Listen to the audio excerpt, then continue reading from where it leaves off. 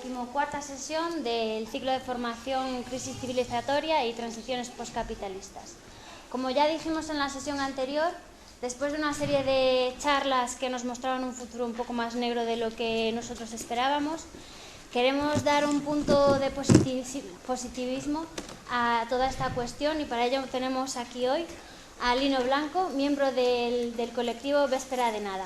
Este colectivo ha realizado uno de los trabajos más serios sobre cómo afrontar el pico del petróleo y realizar una transición que materialice el cambio social que muchos de nosotros estamos esperando. Lino va a presentar hoy la recientemente publicada Guía para o Descenso Enerxético, que ofrece medidas concretas para realizar esta transición. Así que sin más os dejo con él y recordaros que después de su intervención abriremos un turno de palabra para luego dar paso a un debate un poco más distendido con unos pinchos que hemos preparado para vosotros. Muchas gracias.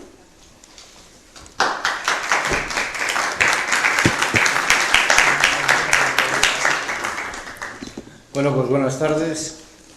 Encantado de estar aquí con mucha gente que conozco y con otra que voy a conocer hoy. Yo os voy a hacer unas pequeñas reflexiones para el descenso energético, pero primeramente, bueno, pues mi nombre ya os lo ha dicho la compañera, me llamo Lino, soy técnico de medio ambiente, soy gallego, claro, por eso os voy a contar algo de un libro de unos gallegos que hacen cosas que nos gustan a muchos y realmente pues vivo aquí en Madrid, es donde más he vivido, soy la tercera generación en la diáspora, o sea que en mi casa hay mucha historia ya de esto. Mi activismo es desde grupos como Véspera de Nada, que es un grupo que tiene su ámbito en Galicia, la plataforma por un nuevo modelo energético, el movimiento vecinal y todas esas cosas en las que estamos los que estamos en un montón de cosas que más o menos vienen a ser lo mismo con nombres distintos. Véspera de Nada es una asociación gallega, en el ámbito gallego, y aunque hay gente que estamos fuera de Galicia, no es necesario ser gallego, pero sí es bueno entender algo de gallego porque si no, la verdad es que en algunas ocasiones nos perdemos y se pierden y la gente que no es del lugar. Aunque la guía, realmente, aunque esté en gallego, que se va a liberar próximamente también en PDF libre, o sea, la vais a poder tener, y además es de un gallego muy sencillo, no tiene ninguna problemática para entender y para poderla aplicar, desarrollarla, discutirla, fomentarla y todas esas cosas que son muy buenas y muy importantes. Y ya pasando al tema, pues realmente lo que estamos hablando es un poco del colapso energético, del colapso medioambiental, de todo el tema de los colapsos que hasta ahora pues eran un poco temas de apocalípticos, de conspiranoicos, y que realmente, pues de un tiempo a esta parte, pues desde la ONU, la NASA, los ejércitos de diferentes países ya hablan de esta situación. Ya no es algo probable, ya no es algo previsible, sino es algo que va a suceder y lo único que tenemos que determinar o aclararnos es un poco cuándo, el tiempo. Hace 10 años se hablaba que dentro de unas centurias, cientos de años, eso nos quedaba bastante lejos. En el año 2008, con toda la crisis, ya se hablaba que en unos decenios de años esto no se podía mantener mucho más, la gran crisis, el fin del capitalismo, el sistema está tocado, todas esas cosas. Y actualmente, a día de hoy, la cosa está bastante ya como más próximo. El último informe es del día 20 de mayo y es una noticia que ya sale en la prensa que se llama CONOP 8888, el informe que demuestra que el Pentágono trabaja en el día después. Lo de los 8 está muy bien, si lo hubieran puesto con 6 ya la cosa se pondría terrible. Y me vais a permitir que os lo lea, es una noticia de estas rápidas, o sea que se puede leer rápidamente, pero ya dice muchas más cosas porque reconoce la evidencia, reconoce la realidad y reconocen ellos mismos que esto va a suceder. Las palabras colapso civilizatorio comienzan a aparecer con una inusitada frecuencia en los documentos oficiales de agencias de seguridad y organismos internacionales. Primero fue un estudio de la NASA en el que se advertía que la convergencia de las crisis alimentarias, energéticas económicas, incremento de la desigualdad social y del agua, generará un colapso de la civilización en las próximas décadas. Unas pocas semanas después llegaba a semejantes conclusiones un panel intergubernamental de la ONU, formado por 60 científicos y representantes de un centenar de países. Estos días ha sido el turno del Pentágono, que trabaja en la coordinación del día después del colapso. El informe del Departamento de Defensa norteamericano, llamado CONOP 8888, tiene como objetivo instruir al ejército patrio para garantizar la supervivencia de la humanidad, incluso de las poblaciones de países tradicionalmente enemigos. Los autores del documento dibujan un escenario ficticio, posapocalíptico, a partir del cual se diseñan diferentes estrategias para salvar a la población. Las amenazas son diversas, pero el tema elegido para este ensayo general son los tan de moda zombies, una metáfora para emular los retos a los que se deberán hacer frente cuando llegue el denominado día después. Como explicó la portavoz del Comando Estratégico, Pamela Kunze, a Foreign Policy, la primera publicación que ha tenido acceso íntegro al documento desclasificado por el Pentágono. El plan de contingencia para actuar ante un posible colapso de la humanidad consta de 31 páginas y fue diseñado en el año 2011. Desde entonces, un comando estratégico del Ejército de Estados Unidos se entrena bajo sus directrices en una base situada a las afueras de la ciudad de Omaha, Nebraska. En realidad, según ha informado el canal NBC, fuentes cercanas al Pentágono, se trata de una herramienta de formación de militares que utilizan un escenario ficticio para instruirse en las labores propias de una gran catástrofe planetaria. Las amenazas sobre un posible colapso mundial, de las que han venido alertando científicos a título individual, como instituciones públicas y privadas, son muchas y diversas. Algunas de las más importantes y no citadas anteriormente son el KPMG, el Food, Energy, Water, en fin, elaborado por el Comité Científico del Gobierno británico. Todos estos informes coinciden en que la escasez alimentaria de agua o energía será la base común denominador del posible colapso civilizatorio. Es por ello que el cambio climático es otro de los conceptos más presentes en estos catastróficos documentos y la razón de que el Pentágono eligiese el desafío zombie como metáfora de todos los posibles riesgos a los que se enfrenta la humanidad a corto, medio y largo plazo. Uno de los primeros en alzar la voz fue el nonagenario James Lovelock, el autor de la refrendada hipótesis de Gaia, que concibe el planeta como un superorganismo e inventor del revolucionario detector de captura de electrones. Sin agua, sin electricidad, sin aire limpio para respirar y con una gran parte de la corteza continental hundida bajo el agua, solo el 30% de la población mundial logrará sobrevivir al colapso medioambiental, lo que Lovelock fechó para el año 2030.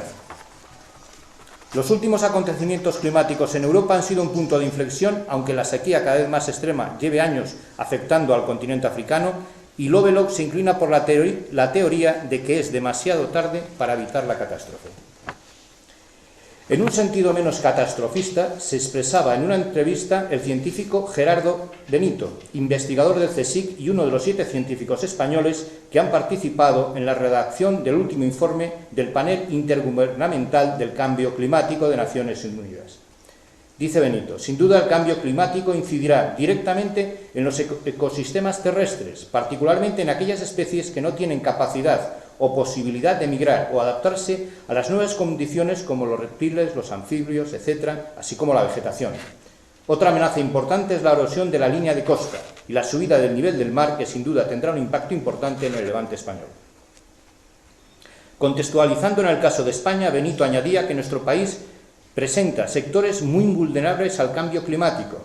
En particular destacaría el turismo, la energía y la agricultura. Se prevé que el calentamiento global aumente las temperaturas diurnas y las noches tropicales en verano, llegando a convertir en incómodo los veraneos en España. La energía, tanto hidráulica como de centrales nucleares, depende enormemente de las precipitaciones, por lo que con el aumento de las sequías, estas energías pueden presentar problemas. La agricultura igualmente depende de los recursos hídricos superficiales y subterráneos. Estos últimos disminuyen de forma dramática ante la falta de recarga de los acuíferos.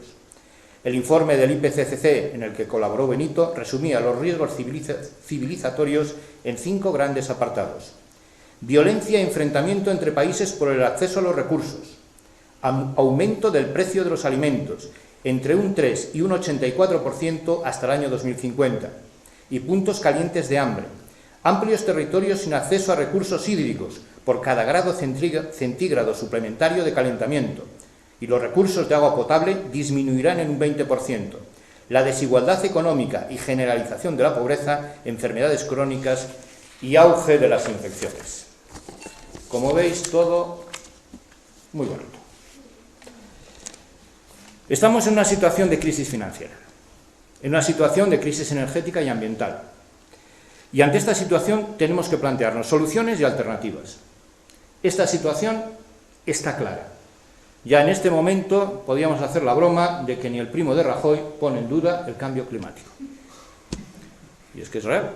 Plantearnos alternativas al sistema porque son necesarias, porque son ineludibles y porque si no las tenemos y aplicamos, el futuro viene muy perjudicado. Pensar que la solución a la crisis del sistema es más sistema no es la solución. Sarkozy, la derecha, ya hablaba de refundar el capitalismo. Después quedó en nada, pero el diagnóstico está claro hasta para el propio sistema. Este sistema se ha mantenido a base de aplicar la fuerza y la violencia del colonialismo, sometiendo a pueblos enteros y agrediendo, haciendo desaparecer sus culturas mediante la explotación del hombre por el hombre, explotando a muchos en beneficio de unos pocos, empobreciendo a la mayoría de las personas, especialmente a las mujeres, degradando el medio ambiente y a través de guerras y genocidios. Y esta ha sido la forma de mantener el sistema del crecimiento del sistema.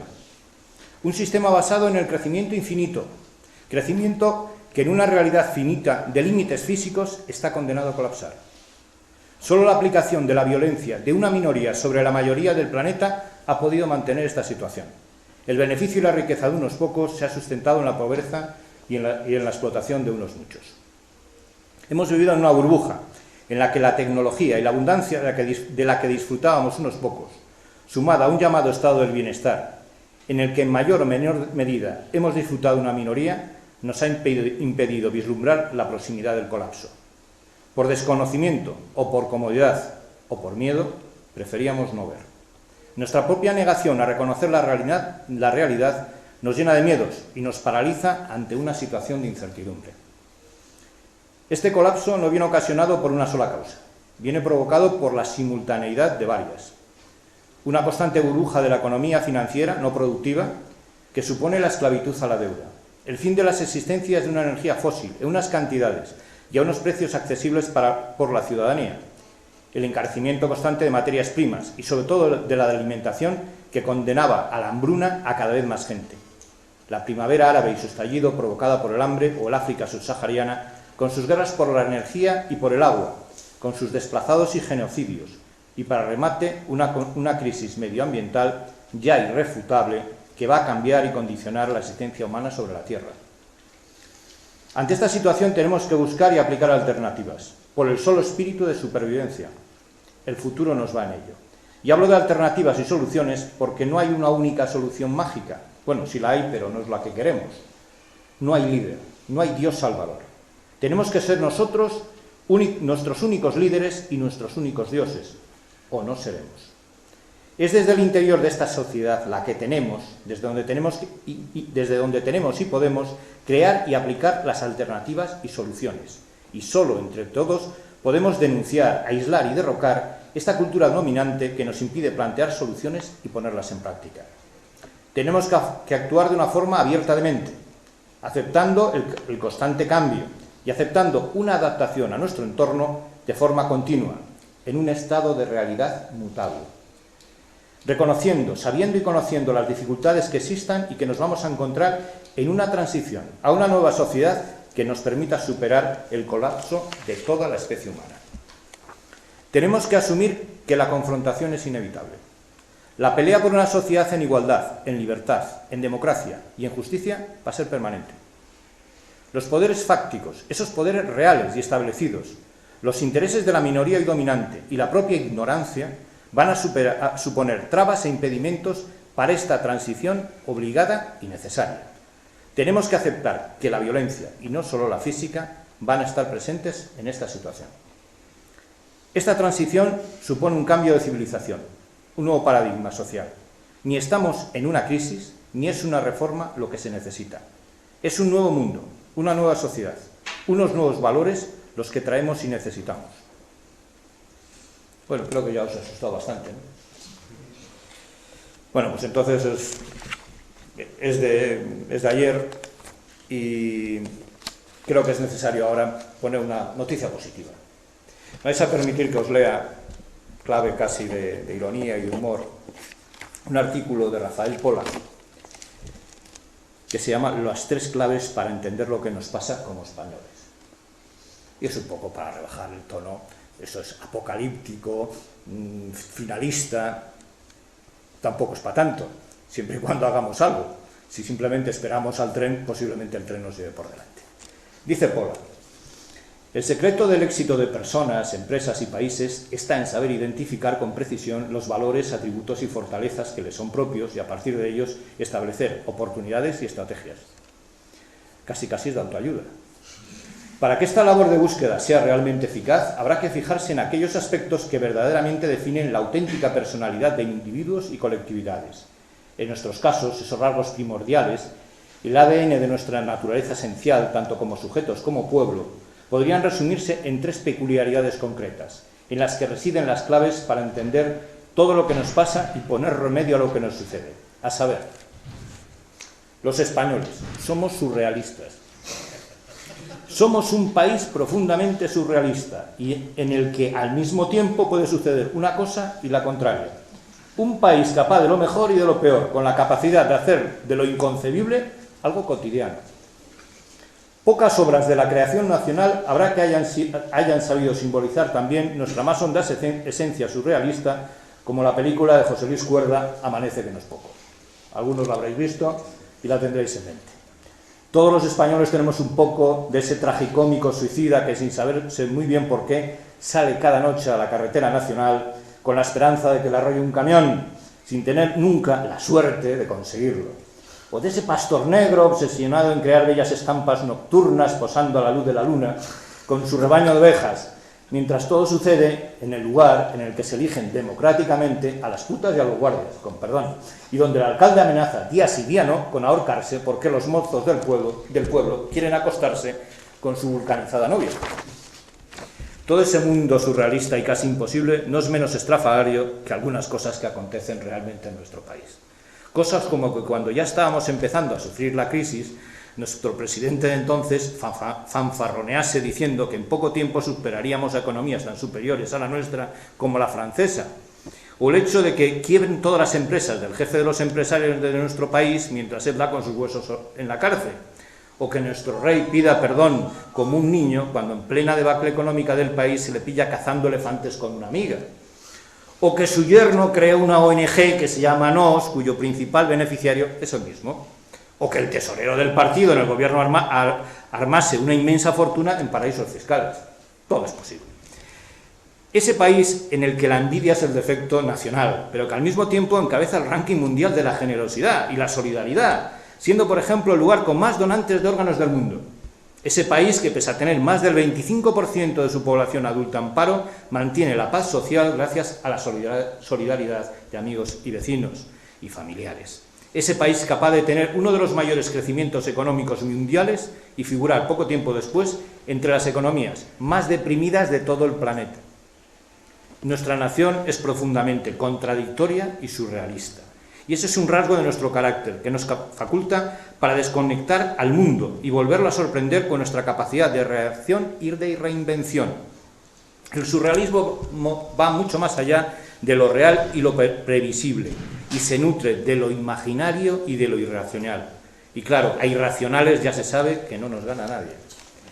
Siendo surrealistas competimos en una liga en la que no tenemos rivales y en la que nuestra genial improvisación e imprevisibilidad pueden concedernos una ventaja decisiva. Y es que somos extremistas. Las medias tintas y las tibiezas no son nuestro fuerte. Somos blanco o negro. Las gamas de grises nunca las hemos trabajado bien. O el enfrentamiento colosal de una guerra civil o la más ejemplar transición política que haya conocido la historia contemporánea. O vamos todos en Porsche Cayenne o a la oficina del paro. O no ganamos nada o lo ganamos todo. Vamos, el Mundial, las Copas de Europa, no tenemos término medio. Hasta 2007 éramos la envidia del mundo, creciendo a 4% acumulativos. Desde entonces, nadie en el mundo ha caído tan bajo y en tan poco tiempo como nosotros. Hemos pasado del optimismo más alocado, arrogante e inconsciente al pesimismo más paralizante. Hasta que se produjo el crash que dio al traste con nuestra tranquila vida de ciudadanos del primer mundo, el que más y el que menos pensaba que todo lo conseguido en nuestro estado de bienestar no solo no disminuiría nunca, sino que muy al contrario, todo iría mejor, como siempre había sido hasta entonces. El tiempo siempre había jugado a nuestro favor. Que en lo referente a las grandes cuestiones políticas y económicas que movían el mundo, siempre habría instituciones y o personas que en el último extremo velarían porque nada cambiase y todo siguiese yendo indefinidamente bien. Entonces sobreviene la peor de todas las crisis, la crisis de confianza. Una crisis de confianza en todo, en nosotros mismos y en los demás. Y nuestro país se paraliza, pasando casi inmediatamente de creernos capaces de todo a sentirnos incapaces de nada. Empezamos a no creer en nada ni en nadie. Nos sentimos defraudados por unos políticos que, bien por incapacidad, bien por intereses partidistas, incumplen sistemáticamente lo que dicen o no saben lo que hacen. Dejamos de creer también en todo tipo de organismos e instituciones nacionales e internacionales y nos venimos abajo. Nos hacemos bruscamente conscientes de que no hay nadie ahí que cuide de nosotros y controle el caos en el que se ha convertido nuestra existencia. Y ese estado de shock e incredulidad llevamos ya 5 años no sabiendo qué hacer por temor a casi todo.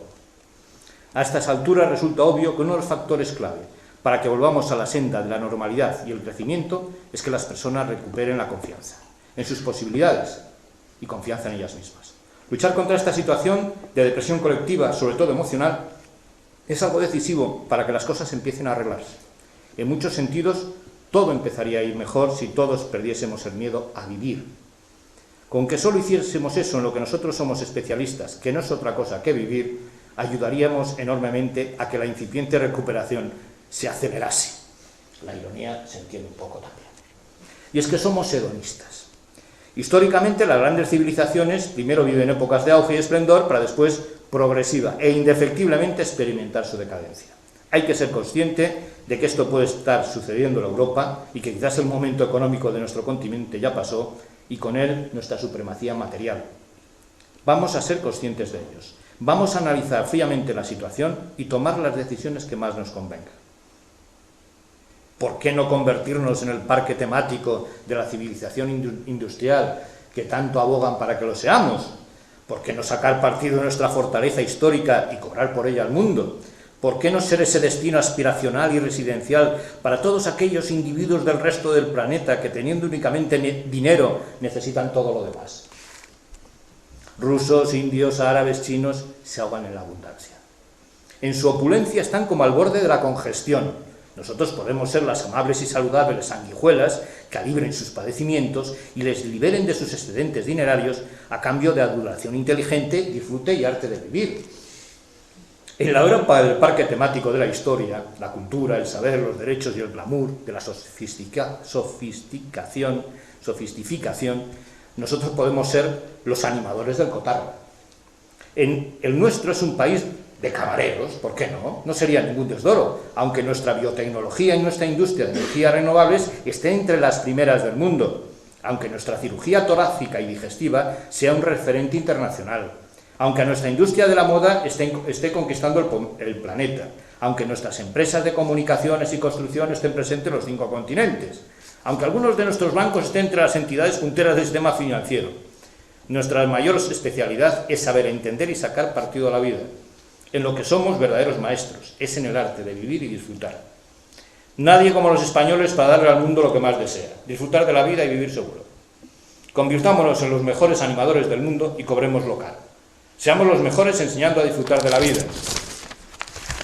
Y contagiemos las ganas de vivir. Tenemos la mejor cocina del mundo, una costa inigualable, el segundo patrimonio histórico-cultural del planeta y, sobre todo, la alegría y ganas de vivir más reconocidas del universo. Un país con las mejores y más modernas infraestructuras, altos niveles de seguridad, prestaciones sanitarias de primera y la mejor oferta para el goce de los sentidos y el espíritu. Seamos pues los mejores cocineros, médicos y animadores del planeta. Otros tendrán grandes reservas de materias primas, recursos naturales, industrias pesadas, nuevas tecnologías, servicios de última generación, tecnología aeronáutica, pero nosotros atesoramos el secreto de vivir. ¿Puede haber algo más importante que eso? Y es que realmente lo que necesitamos es un contrapeso a esta situación que ahora parece ser algo a lo que todos estamos abocados, y especialmente aquí. Necesitamos también un poquito de ganas de vivir y de esperanza. Por eso el planteamiento que nosotros hemos hecho desde la guía para el descenso energético y otras muchas cosas son en realidad alternativas, respuestas, ilusiones. No tirar la toalla, pero sí reconocer la realidad.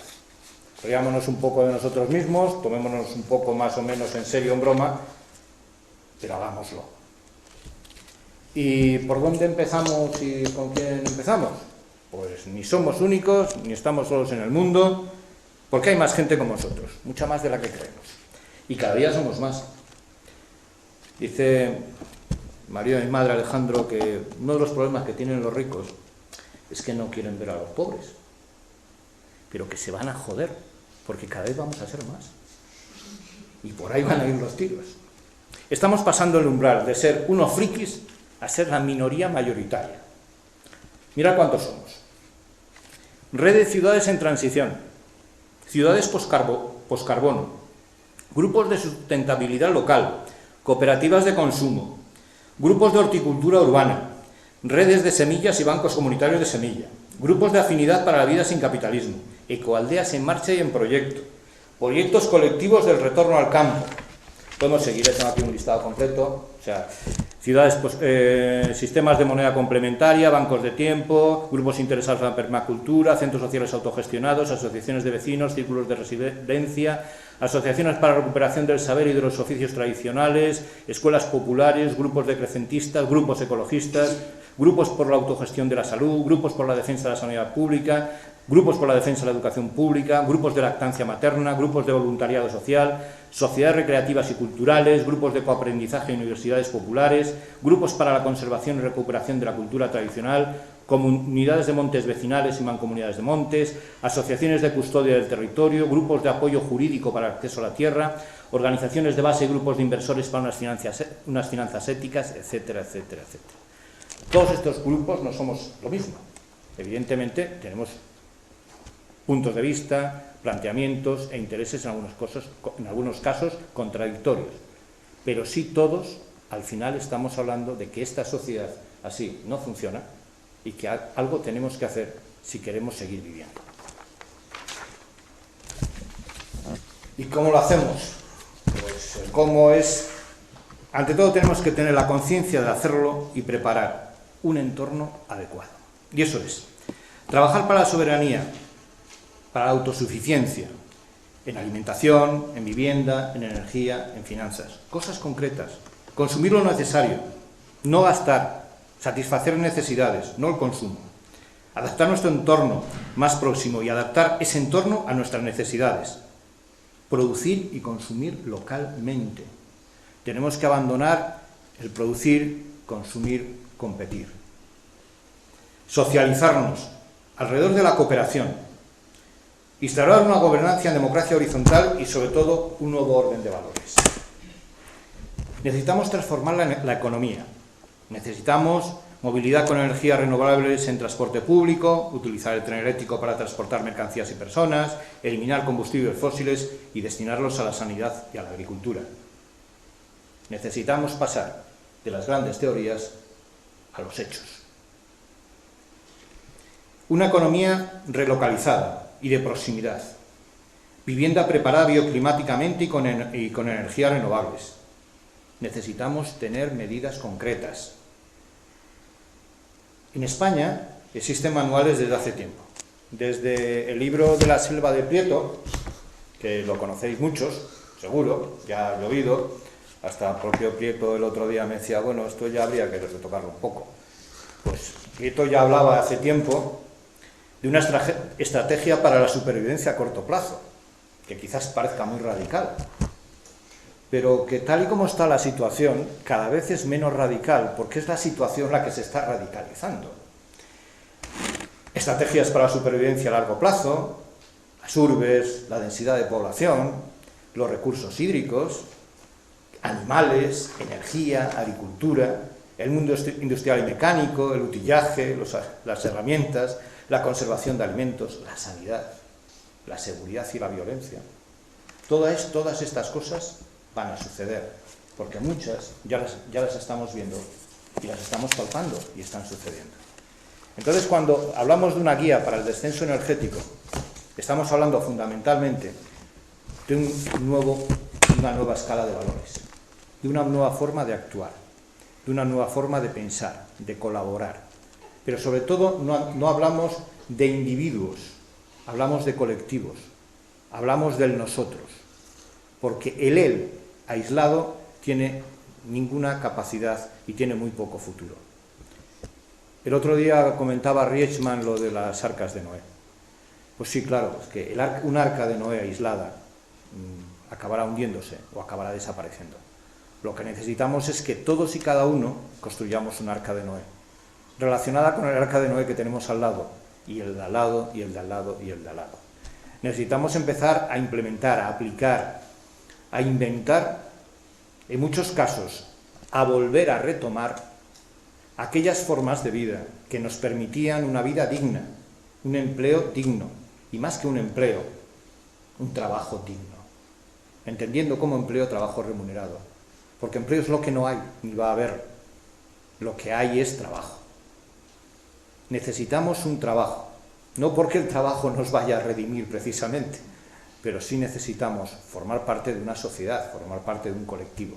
Necesitamos estar, sentirnos y existir. Y es más una cuestión de valores que una cuestión de técnicas. De hecho, en la guía para el descenso energético, pues es una guía, como su mismo nombre dice, en el que está dividida en apartados que son ¿a qué nos enfrentamos? ¿Qué significa el techo del petróleo o qué significa el fin de las energías fósiles?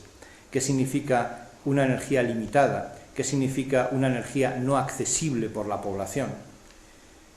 Y sobre todo lo que tratamos aquí es de desarrollar qué hacer, pero qué hacer en cuanto a medidas personales, familiares y comunitarias, cosas concretas en la alimentación, en el hábitat, en el consumo energético doméstico, en la salud, en la educación y en la formación, en la economía, en las relaciones sociales y en la acción comunitaria de nuestro entorno, en el cambio interior, en nosotros mismos. ¿Y qué hacer incluso para las pequeñas empresas? Los negocios sin futuro, que los hay, la vulnerabilidad de las empresas, incluso qué hacer con el tema de aplicación de las nuevas energías y qué hacer o qué medidas tomar en las administraciones locales, en lo próximo, en lo inmediato, en lo que tenemos al lado. Las elecciones al Parlamento Europeo van a ser muy importantes, claro, pero lo que más nos llega a nosotros y de lo que más vamos a depender es, como siempre, de lo que tenemos al lado. Cuando hablábamos de esos parados siguen viviendo por lo que tienen al lado. Y después, pues aquí en la guía, pues os metemos referencias, pues qué pasó en Cuba con el hundimiento del muro de Berlín, la desaparición de la URSS. Aquí también habría que pensar y comparar qué pasó en Corea, que fue al mismo tiempo las mismas causas y las mismas circunstancias y el resultado no fue el mismo. En Cuba tampoco fue tan idílico como algunos americanos, precisamente americanos, nos han contado. Bueno, la cosa fue un poquito más dura. Pero lo que lo que nosotros venimos a explicar aquí y a intentar comunicar es que realmente sí se pueden hacer las cosas. Sí podemos cambiar la estructura. Sí podemos innovar. Sí podemos cambiarnos sobre todo a nosotros mismos, que es donde está el eje y el origen de todo. Si no nos cambiamos a nosotros mismos, si no cambiamos nuestra escala de valores, difícilmente vamos a poder cambiar algo. Y ya para terminar, pues yo lo que os plantearía es que realizáramos entre todos un pequeño taller de iniciativas, de ocurrencias, de que realmente, para que entre todos podamos comprobar unos con otros, que realmente sí podemos hacer cosas, sí podemos tomar medidas, sí podemos tener y pensar en el futuro, no en un futuro con este mismo sistema, porque él mismo se va a acabar, pero sí en un futuro distinto y mejor, donde lo que primen sean las personas y donde lo que no primen tanto sea el capital, la riqueza, el poder, cosas así. Y nada más.